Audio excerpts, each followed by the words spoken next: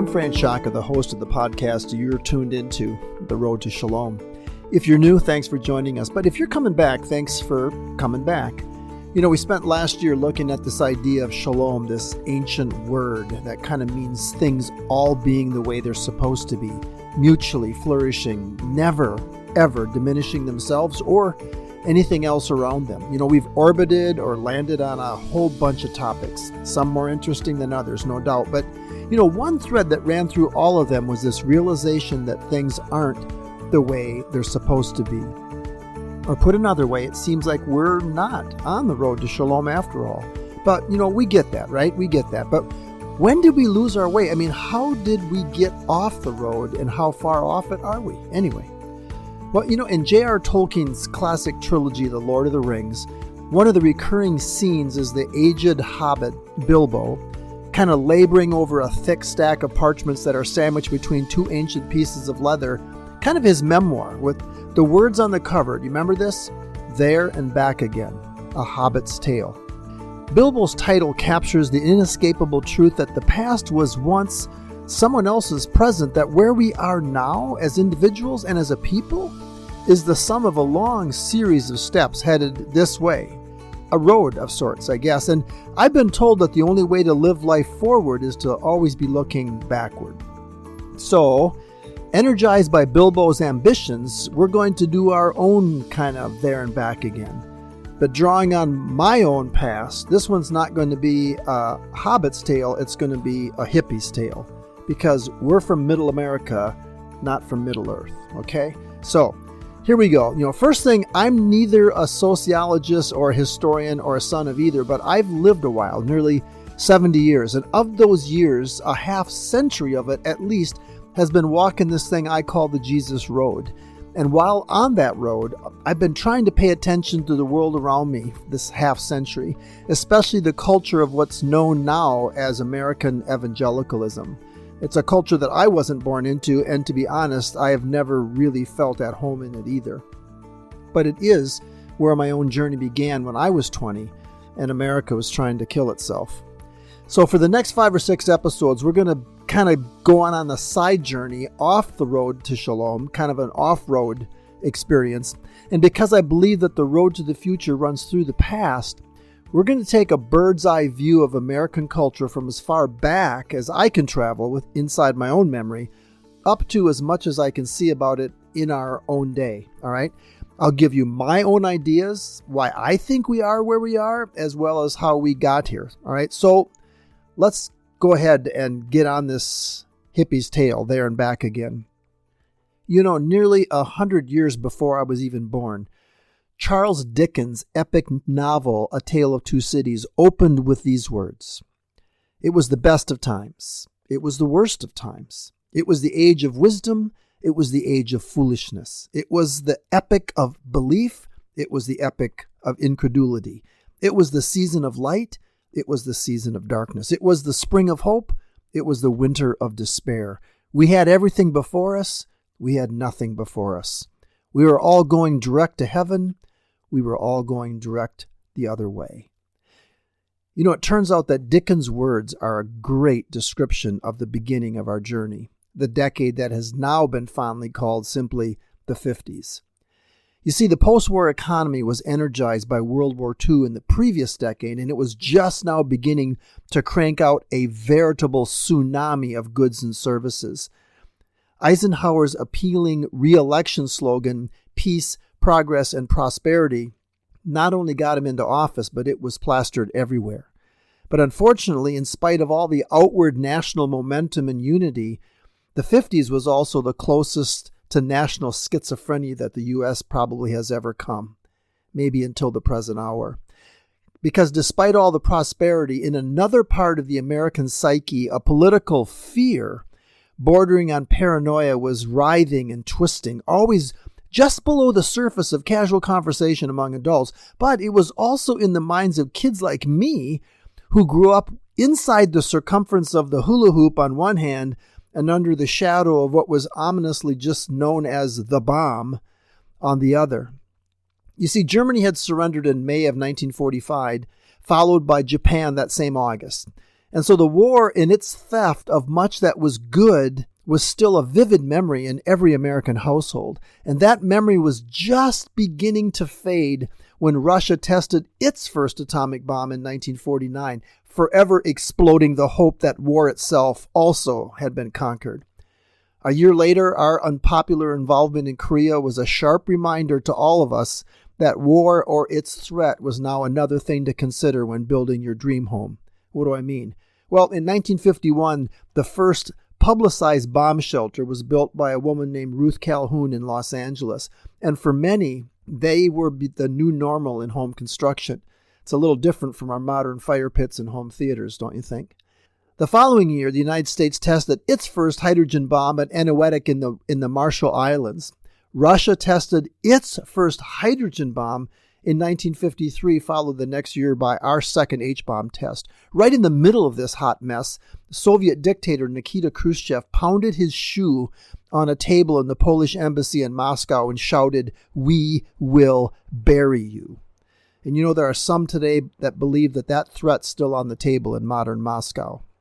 In the midst of this frenzied search for global power and domination, Albert Einstein made a frightening prediction nearly 70 years ago. He said, radioactive poisoning of the atmosphere, and therefore annihilation of any life on Earth, has been brought within the range of technical possibility. That's the kind of stuff that was going on in the world when I was a kid. All right. So in October 57, Russia stunned the world by putting a thing called Sputnik, a 184-pound man-made satellite, into orbit. While the world was still trying to wrap its head around this, Russia set up 2 more launches, one of which contained a dog named Sciacca. And the space race, what was called the space race, all of a sudden had begun. And the U.S., it seemed like, was still trying to get its gym shorts on. You know, it'd be both naive and foolish to overlook the impact all of this had on us growing up in the 50s, as we were honestly herded regularly to our school basements for air raid drills. In the back of our young minds was this gnawing question, is there a future for us? About a decade later, during the 60s, my generation was coming of age. This question would evolve into a much more profound question, what is the meaning of life? But that's for a future episode, and we'll eventually get there. You know, as dark as these forebodings were, they were not the profile of the national psyche, though, in the 50s. In 1952, Eisenhower and Nixon were elected to the White House. Their promise was to maintain the momentum of prosperity the war had created. And reflecting back on the Eisenhower era in the late 80s, Watergate conspirator, the late Chuck Colson, captured the 50s in a single paragraph. Here's what Chuck Colson said. After 15 years of depression and war, unemployment and rationing, Americans were determined to make up for lost time. And as the years went on, times were good. For the first time in history, nearly everyone could afford their own home. Millions of returning veterans went to college on the GI Bill. Businesses boomed. Eisenhower's 1956 re-election theme, peace, progress, and prosperity, captured the mood of the nation. The burst of economic prosperity was nearly intoxicating for the majority of Americans. I can still remember my dad, a typical member of the blue-collar working class and a first-generation child of Italian immigrant parents, telling me he wanted his 3 sons to have all the things he never had, not the least of which was a great education. The whole lifestyle of what we call the, quote, middle class got a total makeover during Eisenhower's 8 years in the White House. It would have been a great, long-standing reality TV series. Okay, I mean, what do you mean? What happened in the 50s? I mean, how did this prosperity manifest itself? Let me just throw out some numbers here, just to give you a sample of it. Lawn and porch furniture sales went up 270% in that era. Hot dog production went up 140%. Gin production, 320%. Vodka production, 9,000%. Music instrument sales, 180%. Little League Baseball, all right, went up 700%. Girl Scouts and the Brownies, forest campers up nearly 500%. Bowling alleys, 200%. All right, let me just single out 2 of these data streams because they're important. The increase in hot dog production and lawn furniture resulted from the birth of something all of you do, but you didn't know when it got started, called the backyard barbecue. All right. The explosion in alcoholic beverage sales was due to the popularity of a thing called the cocktail party. All right. Can you imagine what it would have been like if craft beers had existed then? I mean, seriously. These two phenomena, though, are good pointers to America's increased emphasis on leisure, as opposed to the previous decade's necessary preoccupation with survival and hard work. After nearly a decade of learning to fight, America learned to play in the 50s. But unfortunately, it also seems that she forgot how to think. Because during the Eisenhower era, there was a pendulum swing toward accumulating stuff.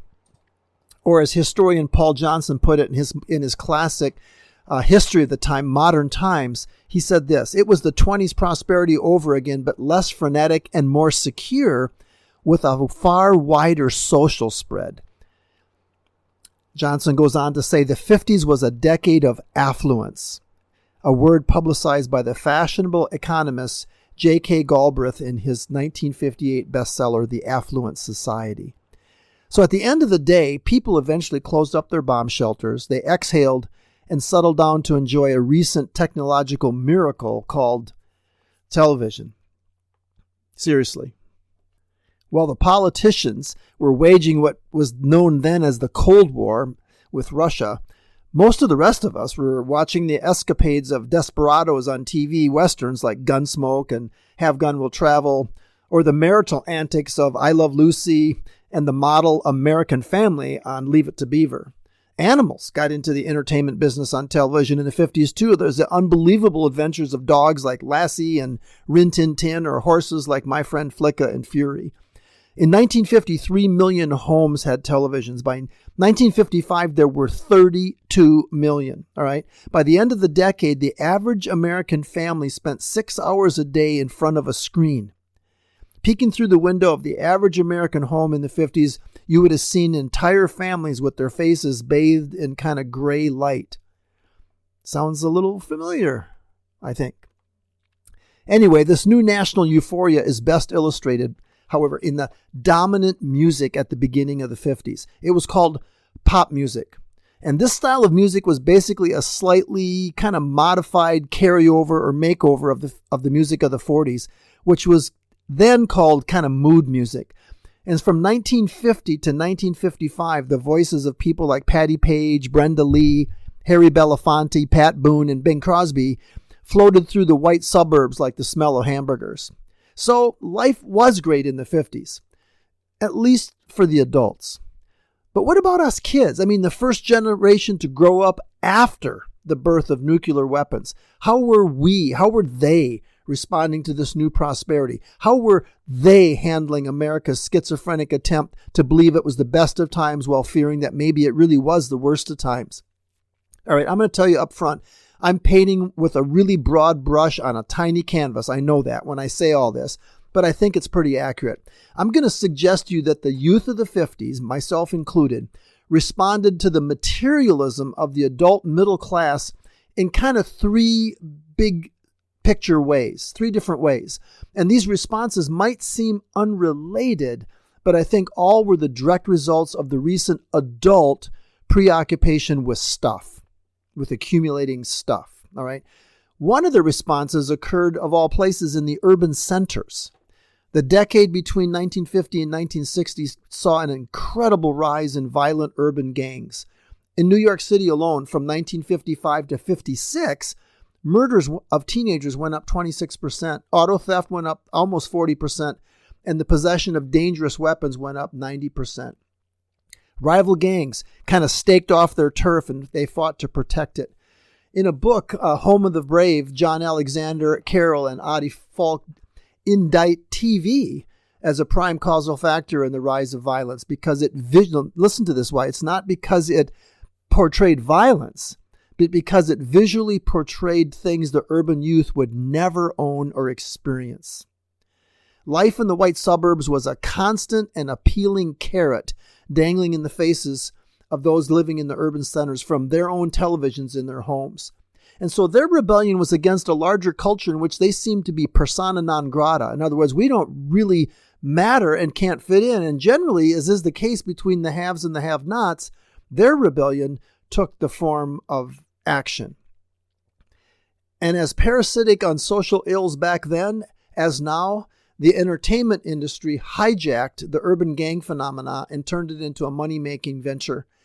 50s films like High School Confidential, Blackboard Jungle, Teenage Doll, Wild One with Marlon Brando, they romanticized urban gangs. They romanticized ethnic tensions and teen violence. All right.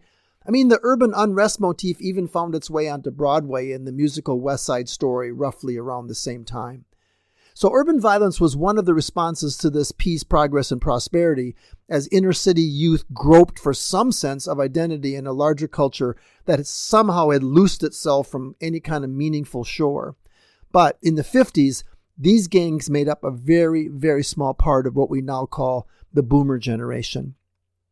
So there's a second and even smaller response to this marathon of materialism came out among a kind of a quasi-intellectual elite. On the East Coast at Columbia University, a handful of disenchanted World War II veterans, that's important, World War II veterans, as well as college dropouts, began to drop out even further. In coffee houses and apartments that they affectionately called their pads, they wrote and performed offbeat poetry in the context of a kind of a loose orientation towards sex and drugs. They were the self-proclaimed Beat Generation, the name being an abbreviation from the word beatitude. And the media, obviously, quickly and cynically called them beatniks, kind of parroting the recent launch of Sputnik by the Russians. But, and this is huge, this is really a big deal, these first revolutionary dropouts were not unpatriotic. In fact, like I said, many of them were veterans. They were, quote, un-American only in the sense that they found this new American dream shallow and empty. And they used it as an excuse for a lifestyle headed in the opposite direction as mainstream middle America. They were, in a word, the counter culture. And this is important. The beats of the 50s were politically passive, though, not active. Jack Kerouac, one of their leading prophets, said it best in a statement that he wrote in one of his books. He said this. He said, "Recently Ben Heck said to me on TV, 'Why are you afraid to speak out your mind? What's wrong with this country? What's everybody afraid of?' Was he talking to me? And all he wanted me to do was speak out in my mind against people, against Eisenhower, against the Pope, against all kinds of people like that. Habitually, he would sneer at with Drew Pearson against the world he wanted. This is his idea of freedom. He calls it freedom. Who knows, my God, but that the universe is not one vast sea of compassion. Actually, the veritable holy honey beneath all this show of personality and cruelty." Kerouac didn't want to blast anybody. All right, that's important. The beatniks were kind of apolitical. All right, it wasn't so much what he was against as what he was for. And this passive nature of the beatniks or the beats is important to get it right at the front end because their mutant offspring, popularly known as the hippies, had very little common with them in the decade that comes next, other than wanting to live in the opposite direction as mainstream middle America. There are a number of influential folks in the beat movement. Names you may have heard of, maybe you didn't. Allen Ginsberg, Gregory Corso, Lawrence Ferlinghetti with the City Lights bookstore out in the West Coast. These and a couple other gurus of the beat scene migrated, pronouncing their blessings in poetry and song to other kind of hip souls who would listen. Like Facebook, they had people who followed, but the followers were congregated more as a philosophical oasis in different cities rather than any kind of coherent movement. The beats, in other words, didn't really have an agenda. They didn't have a headquarters. They didn't have a platform. They wanted to be left alone. You're welcome to join, of course, but we're not forcing you to do so, all right? And they would most likely have remained small, scattered, clandestine huddles of nonconformists had it not been for all the media attention. Ginsberg came out with a book called Howl in 1957, and it was nearly banned in San Francisco until a judge ruled that it had some, quote, redeeming social importance, end quote. That trial and that verdict catapulted the beats into the national eye and gave them some degree of social legitimacy. Jack Kerouac's novel, On the Road, was released 2 years later and became a national bestseller, no doubt partly due to the notoriety the media had given the Ginsberg trial earlier. The word beatnik was soon a part of everybody's vocabulary, right along with Chevy and Ford. You know, I can still vividly recall my parents going to a costume party at Halloween dressed as beatniks, even though they had never heard of Kerouac or Ginsberg. And the closest most of us kids had come to the beat generation was through a sensitive but scatterbrained beatnik named Maynard G. Krebs on the 50s TV show Dobie Gillis. So what began as a small number of rather kind of isolated individuals just trying to make a statement through an alternate lifestyle became a permanent fixture in the intellectual DNA that would give birth to the 60s. But the basic message of the Beats was this: we see what's going on in white middle America, and we don't like it. We don't agree with it. We won't participate. See ya. We're dropping out. So theirs was a kind of a rebellion of passive aggression, a rebellion rooted in a sense of identity. And the Beat movement, though temporary, would colonize American culture in the next decade through its stepchildren, because it gave birth to what sociologists and historians like Theodore Roszak would call the counterculture in the 60s. Okay, so we've talked about two small segments of mainstream middle America, but what about the majority of white middle American kids who were growing up in the suburban homes immersed in the good life of the 50s? What was happening to those who knew about the beatniks and nothing about the real life beats, and whose only exposure to inner city gangs was seeing Marlon Brando in Wild One? In other words, what was happening in the world I grew up in? Well, I'm going to try to kind of look at this from the top down, all right? First of all, the attitude of most of us kids in middle America was captured in the title of another classic movie in 1955 called Rebel Without a Cause. And the now iconic James Dean suddenly became back then an American folk hero overnight, a sort of poster child for the disillusionment with middle America that we were feeling and couldn't quite put our fingers on. You know, American young people like myself were restless for sure, but there was no focus. There was no clarity to this kind of angst, this frustration. And you know, this kind of free-floating anxiety is really best illustrated by an interview that Annie Gottlieb in her book on the 60s, Do You Believe in Magic, had with best-selling author Stephen King. In the interview, King pinpointed the inner agony that Dean kind of vicariously experienced for himself and millions of us kids in the 50s when he said this. Here's what King said: "I couldn't have been more than 7 or 8 years old when I saw Rebel Without a Cause, and I still remember the intense emotional reaction I had. This kid comes home and he's been beaten up and treated badly, and his father kind of says, 'Well, let's have some milk and then we'll make a list. That always helps me.'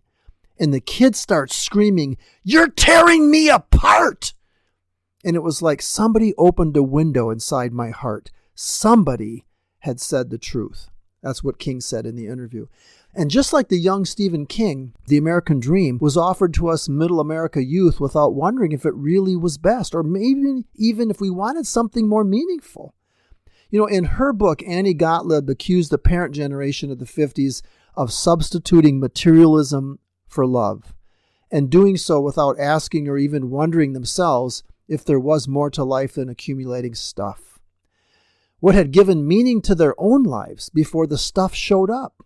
These questions and a host of others floundered in the collective psyche of a lot of kids in middle America. We sensed that something was wrong somewhere, but us youth in the 50s didn't know what was wrong. And even more important, no one dared talk about it. It wasn't the time to ask questions.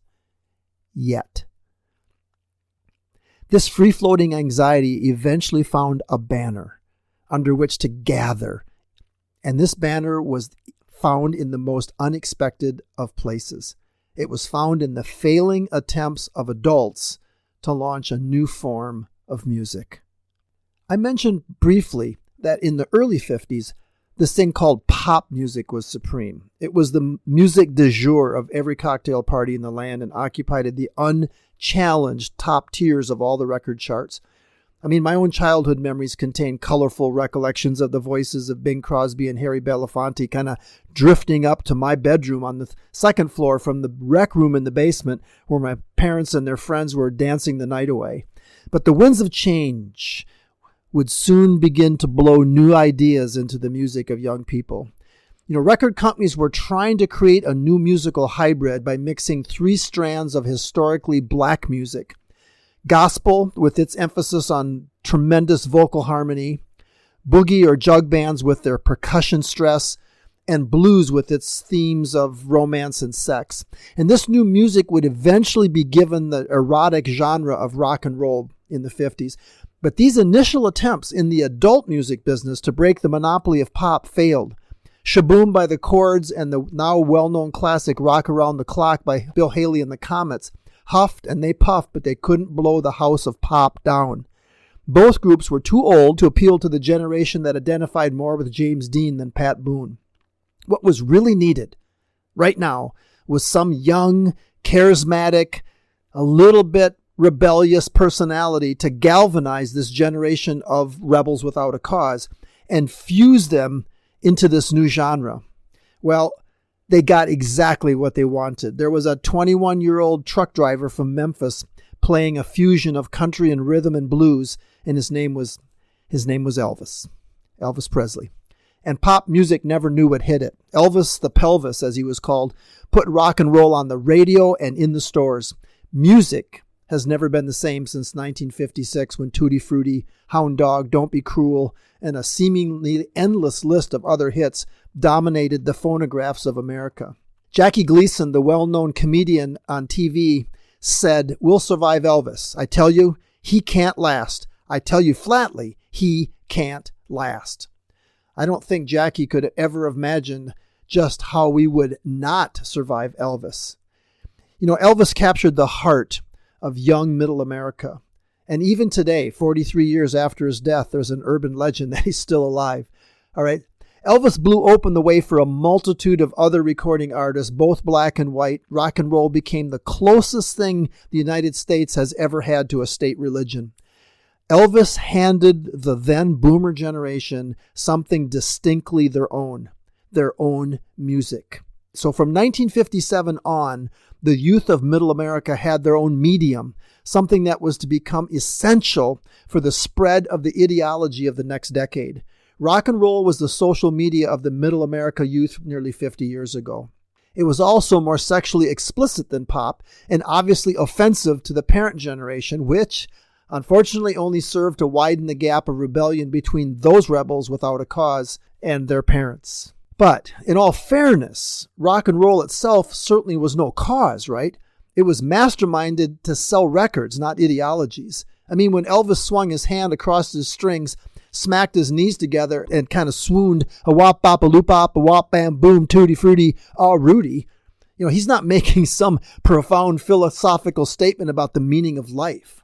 But still, rock and roll became the Velcro, holding together a generation foraging for a reason to exist. And this music would eventually become the vent pipe for the generation's uneasiness and discontent, which was coming to us boil just below the surface. Well, what about mainstream Christianity? What about the church and the gospel in middle America in the 50s? Well, during that decade, the American church was pretty much still considered part of the fabric of the American tapestry, along with the home, the government, and educational institutions. Perhaps even a vital part. It wasn't unusual for priests and pastors to be asked their opinions because they were considered the caretakers of the soul of the nation. And because Christians in America always seem to equate prosperity with God's blessing and favor, American Christianity in the 50s relished the prosperity of the post-war era, saw it as a sign of God blessing America. All right. In the 50s, for a lot of people, being a Christian was at least part of what it meant to be an American in the first place. And this religious mainstream was pretty complacent in the 50s. The focus was what I would call a type of moralistic patriotism. Enjoy the good life God's given you, be good, go to church, work hard, be thankful. Unfortunately, God had made a sobering connection between prosperity and spirituality about 28 centuries earlier that's worth paying attention to today. You know, when he was speaking of his own people, he said this, "When I fed them, they were satisfied. When they were satisfied, they became proud. Then they forgot me." Complacency induced by satisfaction always leads to stagnation. You know, a Christian's greatest need is to remember that he is needy, and the worst deprivation is no deprivation. But the American church in the 50s was just that. It was American. In its love affair with peace and prosperity, the church surrendered a distinctly biblical worldview. It saw itself as kind of just another slice of the American dream, rather than as an outpost of heaven on earth or the conscience of the nation. But to be fair, most people didn't need the church to be their conscience back then. They had one of their own. At least they did for the moment. Another distinctly evangelical puzzle piece in this whole 50s thing was the birth of two campus ministry organizations that would play an enormous role in the next 2 decades. In 1951, on the campuses of UCLA on the West Coast and University of Nebraska in Lincoln in Middle America, 2 aggressive evangelists brought their particular brand of evangelicalism and discipleship into the college campus arena. Dawson Trotman took his regimented approach to the spiritual life that had worked so well among sailors during World War II into the less disciplined world of the campus, about the same time that a businessman named Bill Bright brought his business model of evangelism and discipleship onto the campus of UCLA. In other words, the Navigators and Campus Crusade for Christ both launched their collegiate ministries in 1951. Extremely different in methodology, no doubt, but they were united in a passion for evangelism, and they also reinforced the American values of patriotism and marketing. But they would become a vital force in the next decade when the institutional church was first mystified and then horrified by what was happening to its children. I know, I was one of them, and I was there. All right, so let's wrap up this first leg of our journey there and back again. As the curtain of the decade of the 50s closes and the 60s is waiting in the wings, let's just kind of revisit this idea of rebellion in Middle America during the 50s. Among the majority of middle-class American kids, we said that rebellion was not yet a rebellion of action like we saw in the urban gangs. And to be honest, most of us middle American kids, we weren't enamored with the sort of rebellious identity that was embodied in the beatniks either.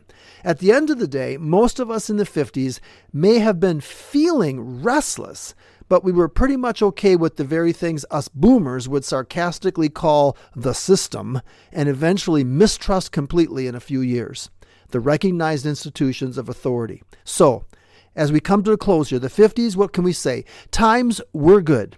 At least better than they'd been for some time. And as the decade ended, we didn't mistrust our parents. We didn't mistrust the government, the church, the schools.